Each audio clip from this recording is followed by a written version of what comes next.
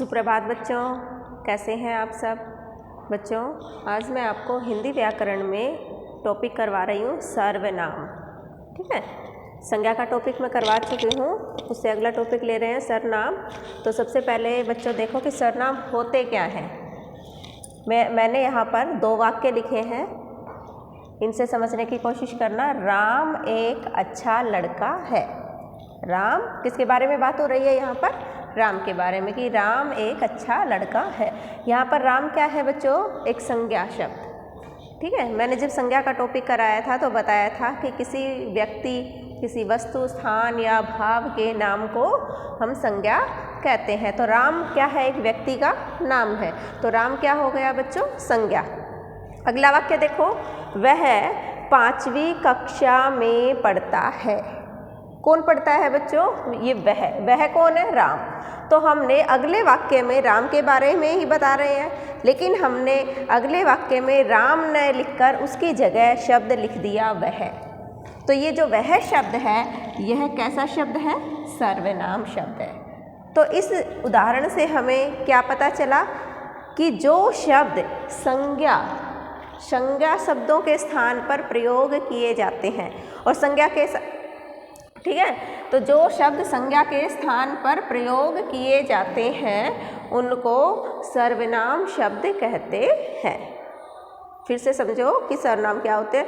जो शब्द संज्ञा के स्थान पर प्रयोग किए जाते हैं उनको हम सर्वनाम कहते हैं। तो राम एक संज्ञा शब्द है और उसकी जगह अगले वाक्य में हमने वह शब्द का प्रयोग किया है, तो ये वह शब्द एक सर्वनाम शब्द बन गया है।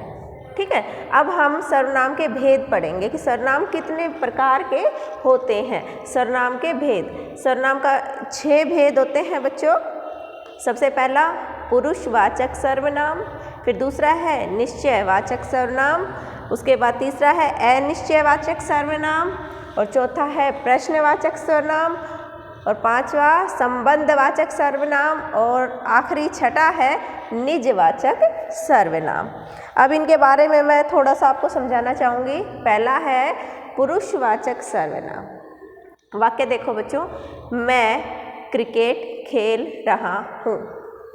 ठीक है, अगला देखो, तुम क्या कर रहे हो। यहाँ पर 2 शब्द है, देखो, एक मैं है, एक तुम है। काम का करने वाला, जो बात काम कर रहा है, ठीक है, या फिर जो बात बोल रहा है, चाहे वो बात सुन रहा है, इस प्रकार कोई भी व्यक्ति हो, ठीक है, चाहे वो बोलने वाला व्यक्ति हो, चाहे वो सुनने वाला व्यक्ति हो, चाहे कोई अन्य व्यक्ति हो, जो शब्द किसी भी व्यक्ति को दर्शा रहा है, किसी व्यक्ति के बारे में, व्यक्ति विशेष के बारे में बता रहा है हमें, तो वो पुरुषवाचक सर्वनाम होता है। तो ये मैं शब्द है, तुम शब्द है, ये कैसे सर्वनाम है? पुरुषवाचक सर्वनाम। अगला देखो, निश्चयवाचक सर्वनाम। उदाहरण देखो इसका, वे मेरे चाचा जी हैं। मान लो कोई दूर व्यक्ति खड़ा है और हम इशारा करके बताते हैं कि वह व्यक्ति या वे मेरे चाचा जी हैं, वह मेरा भाई है। मतलब हमें निश्चित तौर पे पता है कि वह व्यक्ति मेरा संबंधी है। इसमें है कि यह एक पुस्तक है, सामने पुस्तक रखी हुई है, यह एक पुस्तक है। मतलब निश्चित तौर पर ये बात हमें पता है कि यह एक पुस्तक ही है। तो जहाँ कि निश्चितता दिखाई जाए किसी चीज़ की, ठीक है, तो वो निश्चयवाचक सर्वनाम में गिने जाते हैं। तो वे शब्द, वह शब्द, यह शब्द, ये सब निश्चयवाचक सर्वनाम में गिने जाते हैं।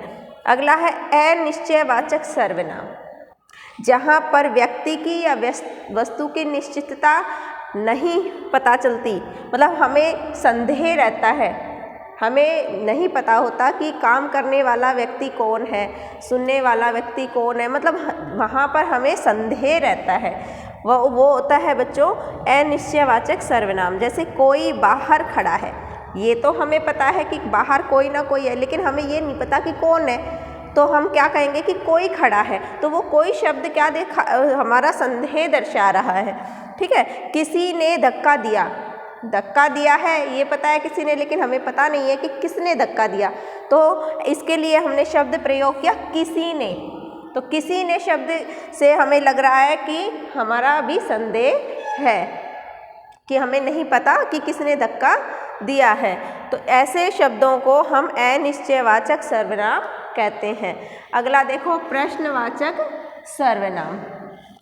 जिन संज्ञा शब्दों से हमें जिन संज्ञा शब्दों से पता चलता है कि कोई प्रश्न पूछा गया है, जैसे कि आपको क्या चाहिए, ये जो क्या शब्द है ये आपका प्रश्नवाचक सर्वनाम है।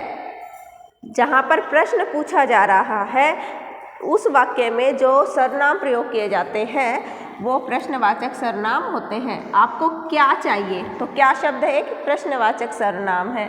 यह पुस्तक किसने फाड़ी है। अब देखो बच्चों, इस वाक्य में दो सर्वनाम शब्द हैं, एक तो यह और एक किसने।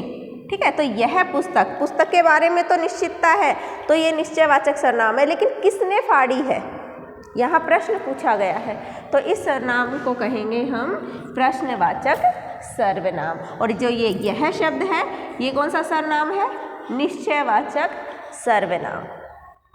अगला भेद देखिए बच्चों, संबंधवाचक सर्वनाम। जिस वाक्य में दो सर्वनाम का प्रयोग होता है लेकिन वो जो दो सर्वनाम शब्द है वो एक दूसरे पर डिपेंड करते हैं, एक दूसरे से जुड़े हुए होते हैं। ठीक है, जैसे कि जैसा वैसा, जितना उतना, इस तरह का जो जोड़ा बना होता है शब्दों का, जब इन सर्वनाम शब्दों का प्रयोग किसी वाक्य में होता है तो वहाँ संबंधवाचक सर्वनाम होता है। जैसे जैसा बोओगे वैसा पाओगे, तो ये जो जैसा वैसा, ये दो शब्द वाक्य में एक ही साथ प्रयोग में लाए जाते हैं। जैसे जितना उतना, जितना पचा सको उतना खाओ। ठीक है, तो ये दो शब्द जब एक साथ हम प्रयोग करते हैं तब हमारा वाक्य कंप्लीट होता है। तो ऐसे शब्दों को संबंधवाचक सर्वनाम कहते हैं, जहाँ दो शब्दों का एक दूसरे से संबंध बना हुआ है, वो एक दूसरे से जुड़े हुए हैं। ठीक है, तो अब आखिरी भेद देखिए, निजवाचक सर्वनाम। जो सर्वनाम शब्द जो वक्ता होता है खुद के लिए प्रयोग करता है, बोलने वाला या करने वाला व्यक्ति होता है, जो सर्वनाम शब्द अपने आप के लिए खुद के लिए प्रयोग करता है वहाँ निज, निज का मतलब होता है बच्चों अपना। तो जो सर्वनाम शब्द हम खुद के लिए प्रयोग किए जाते हैं उनको निजवाचक सर्वनाम कहते हैं। जैसे तुम अपना काम करो। ठीक है, तुम अपना काम करो, मतलब हम किसी को कह रहे हैं कि तुम अपना काम करो, तो ये अपना को किससे संबंधित है, तुमसे। काम का करने वाला कौन है, तुम, और वो क्या करेगा, अपना काम। तो ये अपना काम जो है वो तुमसे संबंधित है। ठीक है, तो ये निजवाचक। मैं अपने आप चला जाऊंगा, यहाँ शब्द है बच्चों अपने आप, जो सर्वनाम है ये निजवाचक सर्वनाम है, क्योंकि ये मैं जो करता है हमारा, यहाँ पर पहले वाक्य में तुम था करता, तो ये अपना शब्द तुम के लिए आया, और यहाँ पर अपने आप जो शब्द है वो कर्ता कौन है, यहाँ पर मैं के लिए आया। मैं अपना काम अपने आप करूँगा या मैं अपने आप चला जाऊँगा। तो जो शब्द कर्ता के खुद के लिए प्रयोग करता है, जिन सर्वनाम शब्दों को कर्ता अपने खुद के लिए प्रयोग करता है उन्हें निजवाचक सर्वनाम कहते हैं। तो बच्चों यहाँ पर आपका ये सर्वनाम का टॉपिक कंप्लीट हो गया है। आशा करती हूँ आपको समझ आया होगा। Thank you.